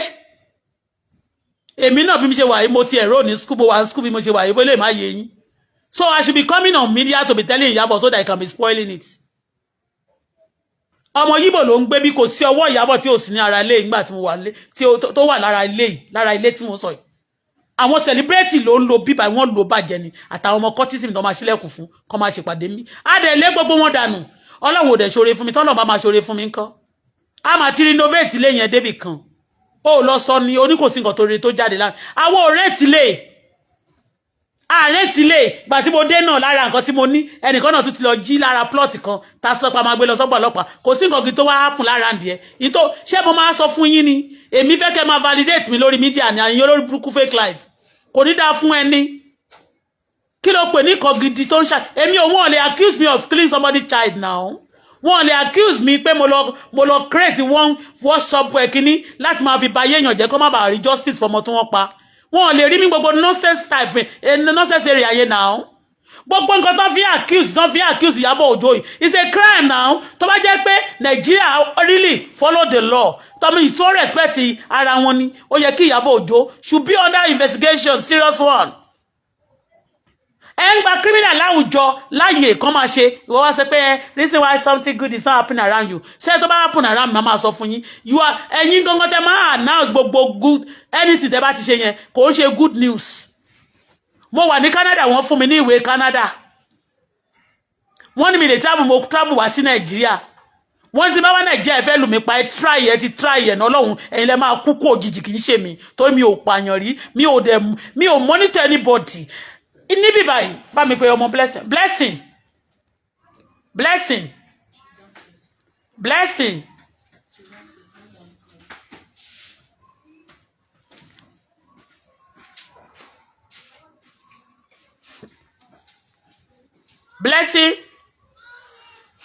kí ló ń ṣe níta tó fi tí yóò fi gbọ́rọ̀ bẹ́ẹ̀ call her for me. Open the window, let the place be. Okay, feel it now. Feel it. No, leave it. Cutting this side there. Doors here, Awa beyen. Okay. Leave it. Blessing. The food is not done. Oh, me very oúnjẹ tó tutù. Eh? Okay, Blessing. You've been here for a few days now. Did I ever call you? I mean, with my daughter, do you ever talk about others? No. Even, do we discuss anybody? No. I don't have time for bullshit. Too. I don't talk about others. I don't have time for any rubbish. If I want to come online, I don't even need to discuss with my daughter before I just come online if I have something to say. We don't have time. My daughter is busy. Isn't it? Before I come on, me to sun at 4 o'clock. She slept 4 o'clock yesterday because she have a lot of assignment. Mi ò lè kàwé láti ọjọ́ tí mo ti renovate ilé. Mi ò lè ṣe nǹkan kan mo abandon gbogbo kíní mi ni. Ìwọ wá sọ pé because that's why something good is on. Àwọn tó sponsor Ìyábọ̀ gan owó tí Ìyábọ̀ gbà lórí òkú Mohbad. Ìyábọ̀ Òjó ṣó máa sọ pé kò mọ̀ nípa ikú Mohbad. Ìyábọ̀ Òjó torí ẹ̀ ni wọ́n ṣe ń sá kàlàkàlàkà gbogbo àwọn tó pa Mohbad. Anything good is not happening to you. Olórí burúkú ni yín. Kó sì lọ aláṣẹ́wó. Ó ti block ìyá ẹ̀ dànù. Ọmọ àlè. Tó bá ti ń lọ bì kan báyìí wọ́n máa sáré ni. Ìyábọ̀ tó jẹ́ pé ìgbà tí wọ́n ní wọ́n ń sin òkú Mohbad tí Mohbad kú ó lọ síbi tí wọ́n ti ń ta casket ní tó rẹ́rìn. Ó rẹ́rìn ó lọ ra pósí ọmọ ọlọ́mọ. Ìkà èèyàn, ìkà ò jẹ́ ṣe tiẹ̀ bẹ́ẹ̀. Apanilẹ́kúnjayé. Ó mú gbogbo group sí wọ́n ṣí group yẹn. Wọ́n wá lọ ń bribe gbogbo àwọn family tí ọmọ wọn kú yẹn. Tó ń pa ọmọ wọn yẹn. Àwọn yẹn ti wà confused. Wọ́n mú gbogbo wọn bribe wọn. Meanwhile gbogbo bribe tán tún fún wọn yẹn lára owó àti royalty ọmọ yẹn náà. Wọ́n ti fẹ́ gbọ́n gbogbo royalty ọmọ yẹn gbẹ. Wọ́n ti fẹ́ gbọ́gbẹ́. Lára royalty yẹn ó lè jẹ́ lára ẹ̀ náà ti máa ń fún àwọn ìyá àti bàbá yẹn. Wọ́n ra mọ́tò àlòkù ojú mọ́tò wèrè kan wá gbé fún. Wọ́n wá ní kí bàbá náà kó sọ̀rọ̀ ẹ̀ di celebrate kan. Wọ́n máa rope ẹ̀ wọ́n máa gbé yẹn ẹjọ́ yẹn wá sókè. Gbogbo ẹ̀ lámọ̀ náà. Gbogbo ẹ̀ lámọ̀ náà. Ìkà ò jẹ́ ṣe tiẹ̀ bẹ́ẹ̀. Ẹ ti bà orílẹ̀-èdè Nàìjíríà jẹ́ nsìn. Ẹ tún ti bọ́ sí Canada. Ẹ ti bọ́ sí Canada. Ẹ ti bà orílẹ̀-èdè Nàìjíríà jẹ́. Now America ò fẹ́ kí anybody kan wá sílùú wọn mọ́. London ló colonize wa. London ní kẹ́ máa lọ déédéé. London. Ẹni tó bá ti bímọ ọ̀ràn ló máa ń pọ́n. Irú fìsílẹ̀ à ń sìn London ló yẹ kó lọ bímọ sí. Torí pé French ni wọ́n ń sọ ní ìlú wọn bẹ̀ yẹn. French òun ni wọ́n ń sọ nílùú Tanzania. French ni. Ìdá kó lọ sí Paris kó lọ bímọ sí. Gbogbo yín Canada lẹ máa ọrí mọ́. Canada is the next target náà tẹ́fẹ́ bàjẹ́ tẹ́fẹ́ bà gbogbo ẹ̀ jẹ́. Don't spoil Canada the way you spoil Nigeria. All of you contribute the bad, the crime, the useless things that happen in this country. All of you contribute it. And after that, ẹ máa lọ bímọ sílùú onílùú. Abatẹnijẹ́ kò jẹ́ ṣe tiẹ̀ bẹ́ẹ̀. Gbogbo crew nǹkan tí wọ́n sọ pé ó fẹ́ jáde wá ṣe yẹn ni. Ìtí Ìyábọ̀ Òjó tó ti lọ bury that boy nìyẹn. Ó torí pé ó ti mọ̀ pé orúkọ máa jáde ńbẹ̀ yẹn. Ó wà nínú crew gbogbo bí wọ́n ṣe máa fẹ́ kó máa rí justice. Talk to cover the person, the original killer of Mohbad. And ìwọ ò dẹ̀ fẹ́ kó pọmọ tiẹ̀. Ó dẹ̀ fẹ́ kó ọmọ tiẹ̀ kú. Ẹ máa gbé yẹn ṣe, hey, the youngest kiri kan is beautiful. Are you the most? Tẹ́ bá beautiful gan ẹ ṣe lọ fún kẹ́ ṣe lọ ṣe content. Ẹ lọ jáde kẹ́ lọ most beautiful woman or man in the world kẹ́ lọ máa gbowó wá fún Nigeria. You are not beautiful. Your attitude and gbogbo packaging wèrè yín horrible. Your attitude and your facial gan papa àti gbogbo packaging wèrè yín is horrible. Now they are shouting, yeah, Pisilia, now he now have a baby in Canada. Kí ló dé tí ó lè bímọ sí Tanzania? Kí ló dé tí ó lè bí ọmọ sí Tanzania? You spoil Nigeria, you destroy it, all of you are killers. Àtobìnrin àtọkùnrin ẹ máa pa èèyàn ní kẹ́ jí ọmọ gbé kò sí nǹkan tẹ́ lè ṣe. You started with Canada. Canada government should open their eyes. It's not a joke. I always, yes, Canada government should open their eyes. And that's why when they said America is deporting them, I don't hate, I love it. Because anywhere you go, you destroy it. As if anywhere alone. You destroy anywhere you go. What is it? Why do you have the kilodeti grandchild Iyabo Ojo to máa jẹ́ citizen Canada? So wọ́n represent Nigeria dáadáa ni kí ló ṣe fún Nigeria? Tí wọ́n pa Mohbad tó support wọn àwọn tó ní pé kí secret ẹni tó pa Mohbad má jáde kó bá lè máa pa èèyàn youth àtàwọn èèyàn ní Canada kó má bàa rí àṣírí kó má bàa tú. Charity begins at home. If it starts like this again, tó ẹ ti bà Nigeria jẹ́ tó jẹ́ Canada lẹ tún ti gbé báyìí lẹ tún ti gbé ẹ tún ti gbé lẹ́mà tún pollute everywhere ẹ jọ ìtorí Ọlọ́run o ẹ sọ Canada lọ́rùn sílẹ̀ ajá òkìrorò kò ṣojúlé méjì.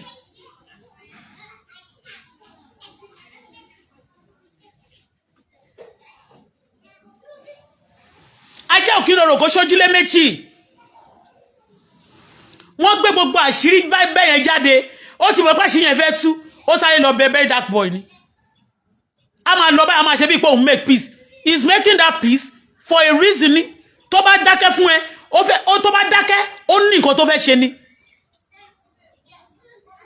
Kí o máa ṣe ìkà, you protect your own children and you are destroying other people's children. What a nonsense. Wọ́n máa sọ pé celebrity tàbí celebrity feed. I feed a lot of celebrity. Mo ti feed àwọn a lot of celebrity. I'm not boasting. Yes, ibi ìbá yàrá tí mo jókòó sí. Ibi ìbá ni àwọn tó wà lọ́ọ̀kan tó tí ò ń ṣe new person. Wọ́n lè ṣàlàyé. Mukaren tó jẹ́ boyfriend Ìyábọ̀ Òjó. Inú ilé yóò wá bíbá yóò ti wá bí rí. Ọjọ́ tó wá èmi Ọláìyá Igwe. It was also part of it. He came. MC together. MC ló wà wọ́n wá. MC ló wà wọ́n wá fúnra rẹ̀ pẹ̀lú mọ́tò Nissan old model kan báyìí. Ló wà wọ́n wá. Kò dẹ̀ sí celebrity tó wọnú ilé tí ò ní jẹ tí ò jẹ pomi tí ò jata mi tí ò ní béèrè fún kankan tá ní ṣe kankan fún. Ọjọ́ kejì tí kí lorúkọ ẹ̀ this person kí lorúkọ ẹ̀ open the window a little bit. Ẹ̀bùn Olóyèdé ọjọ́ tí bọ̀dá yẹn tó wá bí ọjọ́ kejì ló sọ pé kí n ra tíkẹ́ẹ̀tì London fóun mo kàn wo ni pé ṣẹ́yìn ò kí ń lọ ibì kan lọ́jọ́ kejì kẹ́ máa sọ kíní ni ó ní kí n ra tíkẹ́ẹ̀tì London fóun pòun fẹ́ lọ sí London. Ó wá ń ṣàlàyé gbogbo bóun ṣe the black fish is finished. I wasn't sure if it was if there's still one way. Should I hope the black fish. Yes. You can give me it. You can give it to me.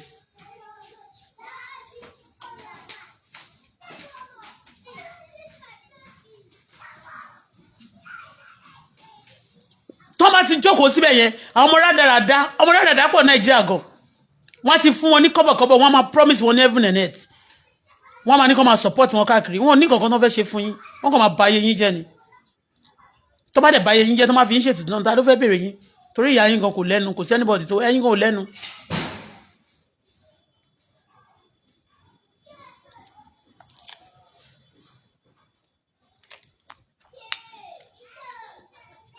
Ìyábọ̀ Òjó kó tó bẹ̀rẹ̀ kan wá ta mọ́ràn pẹ́ún abẹ́rẹ́ sí ń bá wọn kí ló tún ti lọ bímọ sí Canada wáyé tó ti lọ bímọ sí Canada and Priscilla tó bá yẹ pé tòótọ́ ló ti bímọ ìgbà wo ló lóyún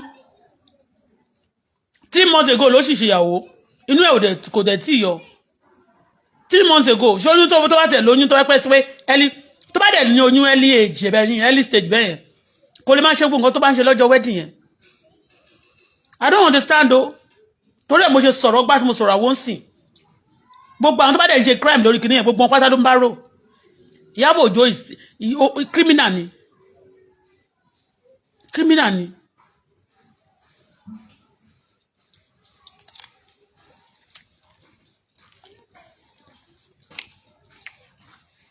That's the fish. Ṣé ẹja ṣe ẹran ṣì wà tẹ́yìn máa fi jẹun? Yeah. Okay.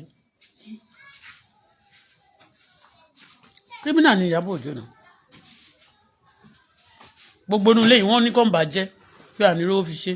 Ó ti wá bẹ̀rẹ̀ sí ní like, hey, youngest grandma. I've been a grandma for 10 years ago, I mean 11 years ago. ìyẹn kọ́ là ń sọ kò sí nǹkan tó ṣe tí ò ṣẹlẹ̀ mí rí.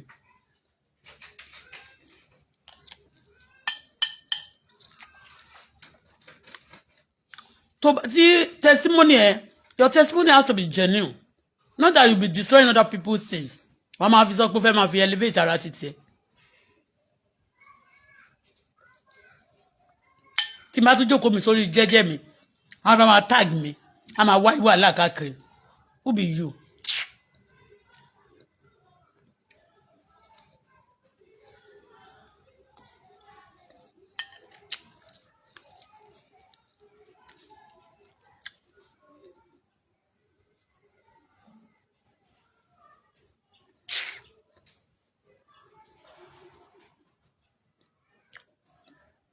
ẹ jẹ́ má bà Canada jẹ́ bẹ́ẹ̀ ṣe bà Nàìjíríà jẹ́ o.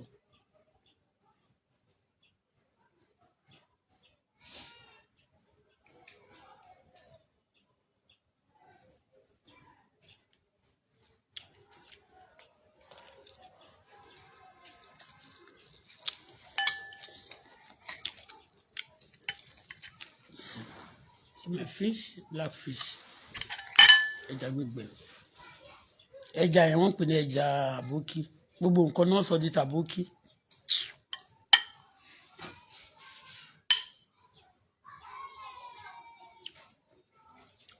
Ẹ wá bá mi rí.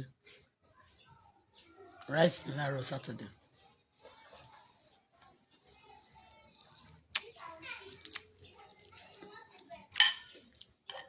Go and eat your food now before it's cake. Kò sí oògùn yẹn mọ́ ni.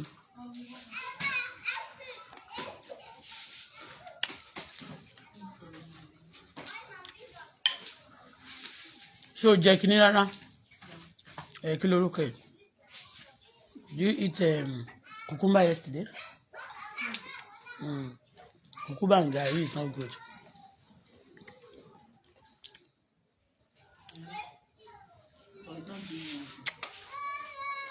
Ìtọ́jú ààrẹ ṣé kò tí ì expire.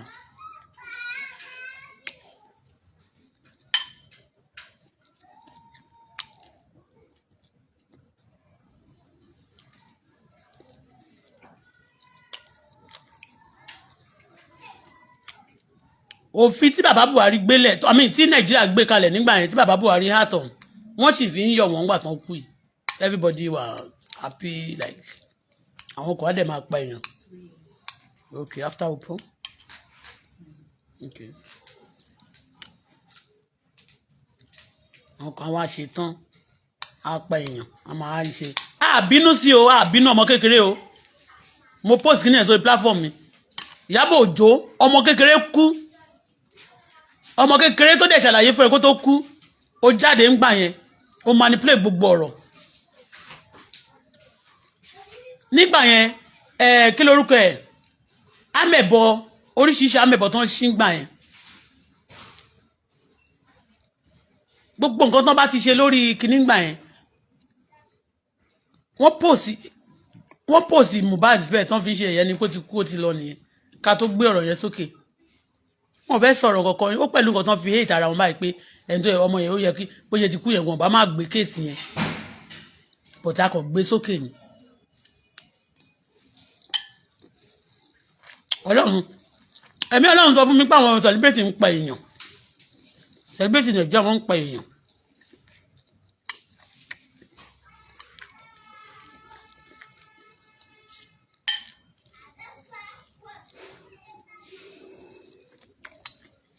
I need water, please.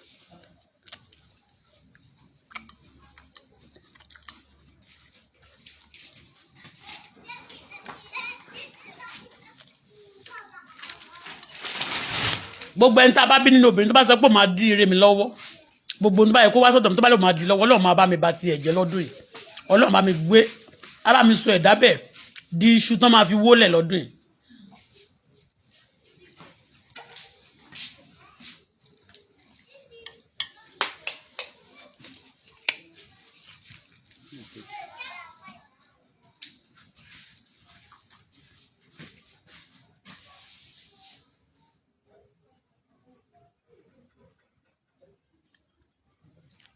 Good morning. You can see. They say make they no come pollute Canada. Ó ti wá Ìyábọ̀ Òjó ti ó náà ó ti ń pariwo. Àmọ́ ó lè jẹ́ pé ọmọ ẹ̀yà èdè sí Canada náà kó má ti bímọ. Ó ti ń pariwo. Priscilla just deliver baby in Canada. Wọ́n dẹ̀ ti show bí ti lọ lálàá ó ti lọ welcome ẹ̀. Ní Toronto ló ń gbé.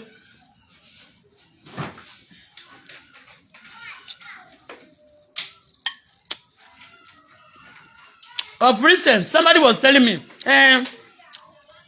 Canada and Tanzania are the same. We need Tanzania at Canada. Tanzania, Nigeria going to check Tanzania. Nigeria going to check Tanzania.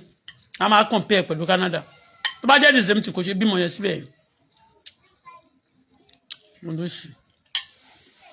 I'm a group burúkú yẹn terrorist group wọn náà máa form jọ náà máa lọ fi ba system oní system jẹ́.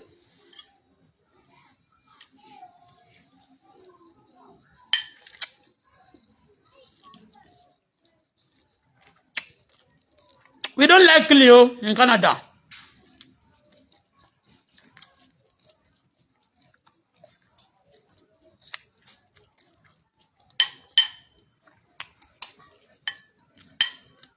Gbogbo security tí black boy gbé jáde yẹn ó ti mọ̀ pé ó máa jáde ó ti wò pé bẹ́ẹ̀ dàgbọ̀ ò ní dárúkọ kó má bàa dárúkọ nígbà tó bá jáde.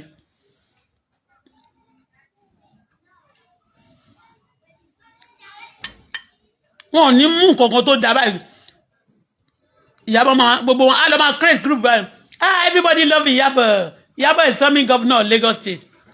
Governor of Lagos State kọ́ governor. President of Nigeria, who the deputy president of Nigeria.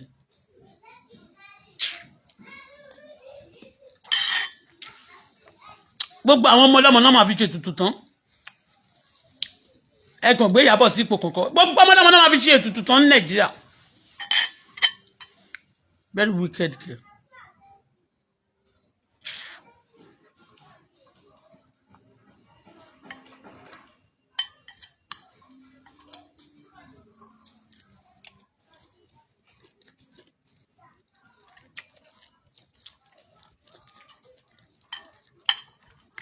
Anyway, tó bá jẹ́ pé tòótọ́ ló ti bímọ kò tí tó time tó bá tiẹ̀ lóyún kò tí tó time jẹ́ kó bímọ. Ẹ má ṣe arrange kankan ní Canada o.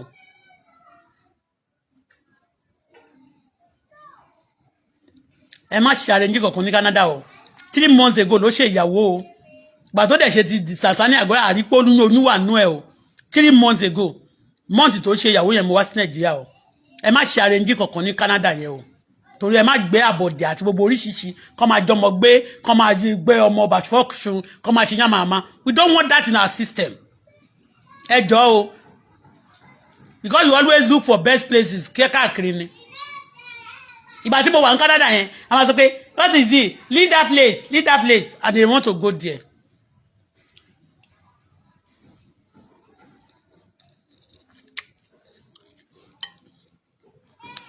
Tó bá jẹ́ pé lóyún tòótọ́ tó bá ti bímọ the baby should be queried. 3 months ago ló ṣe ìyàwó. She got married 3 months ago and there was no sign of pregnancy. If it's early pregnancy ó máa wà disturb ní gbogbo aṣọ tó ń wọ̀ bó ṣe ń jáde tán ṣe ìyàwó yẹn fún odidi oṣù kan. All right? She can be pregnant but tó bá ti jẹ́ pé ó deliver ọmọ á jẹ́ pé premature ọmọ yẹn. Tó bá jẹ́ pé ó ti deliver baby tóyún yẹn ní 3 months ago the baby should be queried o. Torí kò sọ́pọ̀ ń dọ̀rẹ̀ o.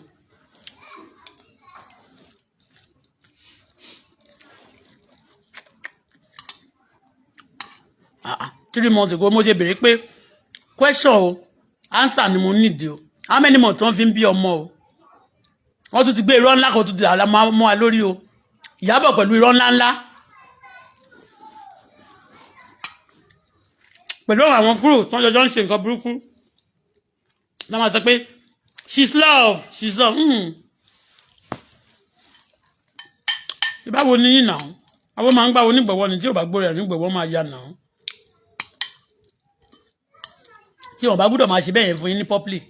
So okay àwọn tí ó bá believe nínú yín báwo ni wọ́n ṣe máa continue láti máa tó máa lárí mọ́. Wọ́n gbọ́dọ̀ máa lárí mọ́ náà. But tó ń ṣe lọ́dọ̀ tiwa. People love, hey, Ìyábọ̀ is love.